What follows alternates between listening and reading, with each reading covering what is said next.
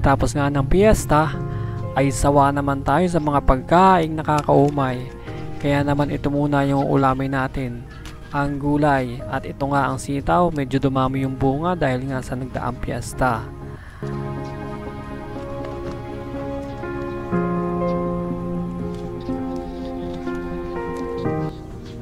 Pati yung sili ay marami na rin.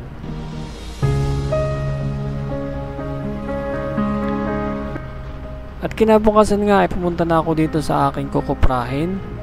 At natutuwa naman ako dito sa daan dahil nga ang tagal-tagal nitong rough road.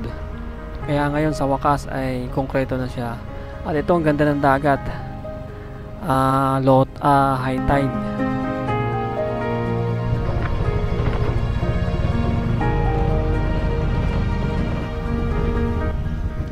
Dito talaga sa isla ng Polillo o sa iba pang parte ng bahagi ng Quezon ay buhay na buhay talaga itong niyog. Kaya ito yung pangunahing pangkabuhayan dito ng ating mga kababayan dito sa isla ng Polillo, ang magkupra. At itong ating motor ay iwanan lang natin dito sa kamalig at tayo ay maglalakad ng maiksi na lang din naman. At dala ko na nga yung baon, pananghalian na pagkain.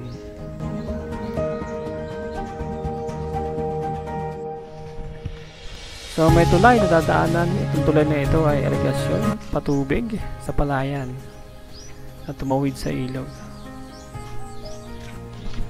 Ito yung kukuprahin natin. Ito yung yoga na ito. Itong yoga na ito ay nabili ko noong ako ay OFW pa. Siguro 2008. Ang lawak nito ay kulang-kulang 2 hektarya. So, yan o, dahil bulaklak. Medyo ginugubat na nga yung ano natin, yung nyugan. Yan, yung kuprahan niya. Yung kuprahan niya yan. Wala nang babong, sira na.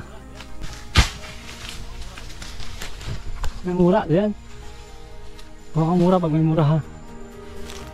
At sa paglalakad ko pa nga, ay nakakita ako ng bitag na may huling bayawak.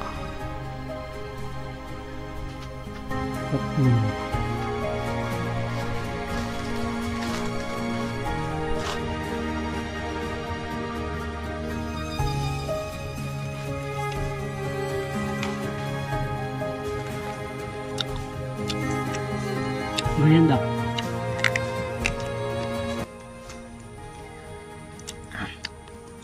Asan? Ang laman niya.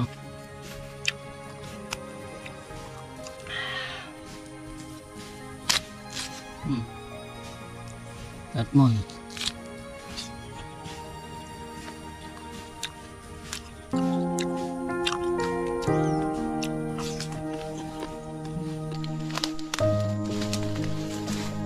Ito naman yung tagbak. Pero tikman natin yung tagbak. Ito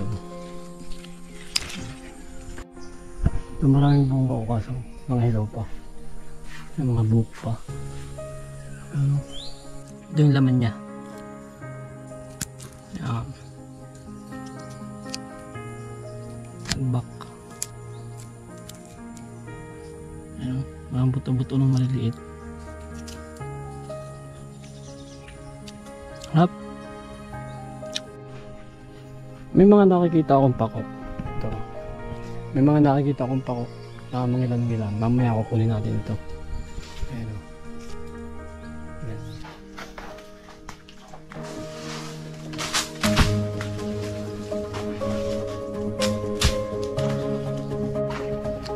At dito ay ipunin na natin yung mga niyog na inalabas. So ang trabaho talaga ng pagkukupra ay hindi naman madali. Ito ay physical, pero dahil nga ang mga kababayan natin dito ay sanay na din sa ganitong gawain, kaya parang pangkaraniwang trabaho na lamang ito sa kanila.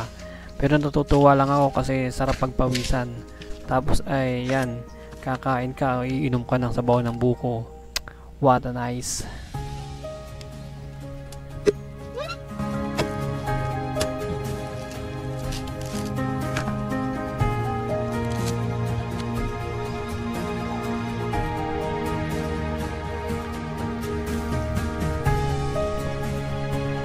So wag niyo nang pansinin yung aking buhok na parang walis tambo na hinampas sa daga.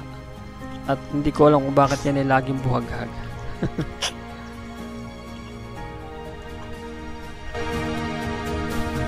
Sarap ng buhok ko. Yahoo!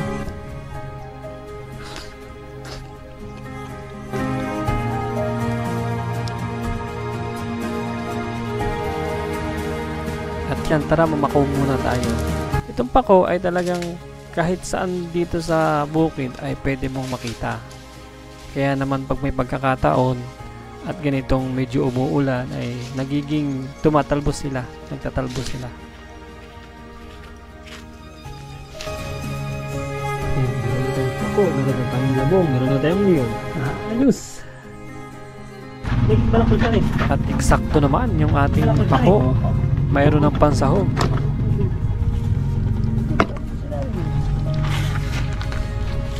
Banghin na. Lalahukan natin ito ng pako at saka ng labong. So ayan, balik na tayo dito sa ating kuprahin. Pinatatapasan ko na nga.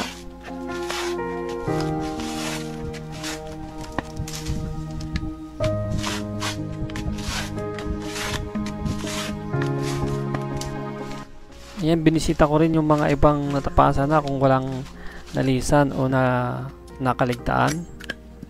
At dito ay inom na ulit tayo ng sabaw ng buko. Ito ay ito ay yung medyo bata pa na nyog. Pero pwede na rin siya kuprahin.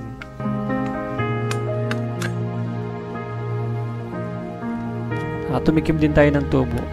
Namiss ko talaga itong mga pagkain nito eh. Kaya naman ay todo ang aking tikim. Ayan, sana wag sumakit ang akin tiyan. Ito itong dalawang bata na kasama ko sa paghakot ng niyog. So yun, sila yung nagbangkil ng niyog. Ay, mabilis. Mabilis, takbo talaga lagi sila eh. Ayan. Kukunti lang naman itong kinupra natin na ito.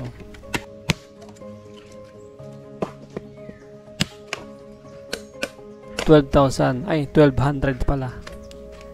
Baakin na natin ito at para naman ay maisalan kuprahan. Sa totoo lang, naumay din ako sa ganitong hanap buhay dito sa probinsya dati. Pero ngayon, na-miss ko rin at masarap din pagpawisan pag ganito. So yan, balik na ulit tayo doon sa ating kuprahin. At napadaan ako dito sa aking tiyuhin. At saka dun sa aking tiya na makikipagmaritisan pa yata.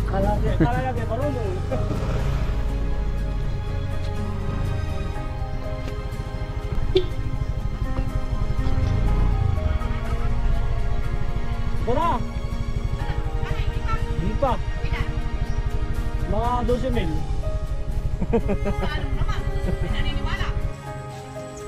Ayan, tara. Let's go.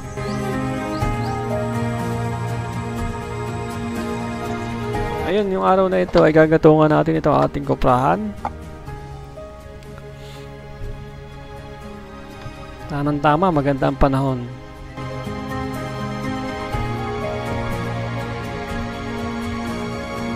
Ayan, yung panggatong na nilagay natin dyan, ito yung tuyo, kaya pag umapoy talaga ay mabilis silang umapoy. At ayan, natuyo agad yung ating niyog. At yan, magtutokyar na tayo ngayon. At ito ay last day na. Bale, ito ay matatapos din ngayong araw dahil kunti lang naman ito.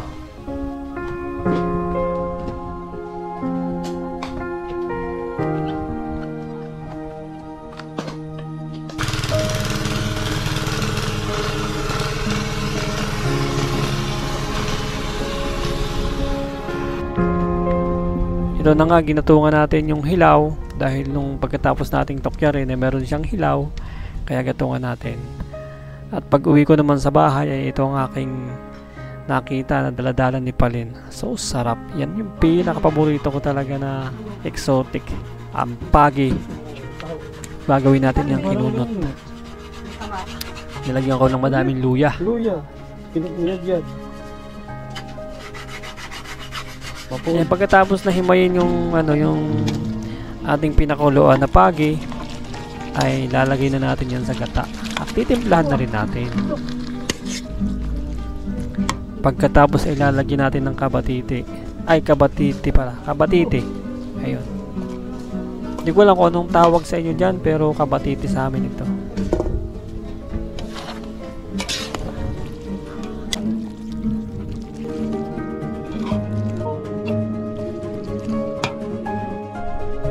Pagpasok ko dun sa bahay namin, may nakita akong bayawak, maliit.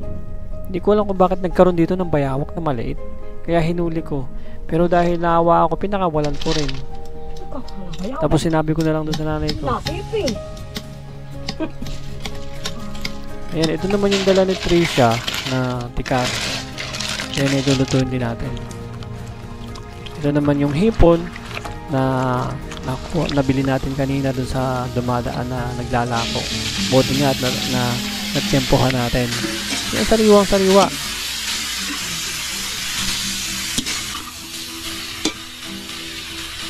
Lagyan natin ng pampalasa.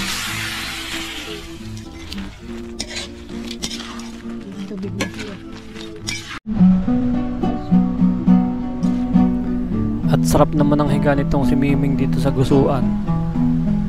Siguro ay natutuwa siya dun sa tugtog ng tatay. Pinapatulog yata ito.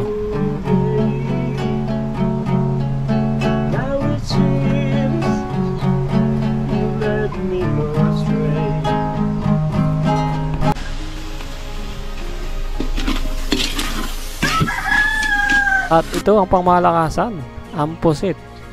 Sariwang-sariwa. Yummy-licious. Sariwang-sariwa yan dahil yan ay nahuli sa papulas. Yan, salamat sa Diyos dahil sulit na sulit talaga yung pagbabakasyon ko dito sa Pulilio. So ito rin talaga yung inaabangan ko, yung mga pagkain na na-miss ko talaga. Yung mga dito ko lamang natitikman yung lasa ng pagkasariwa ng pagkain. At sa araw na pinaglagi ko dito, masasabi ko talagang sobrang sulit. Kaya nga salamat sa Diyos at sa biyayang pinagkaloob ko sa amin.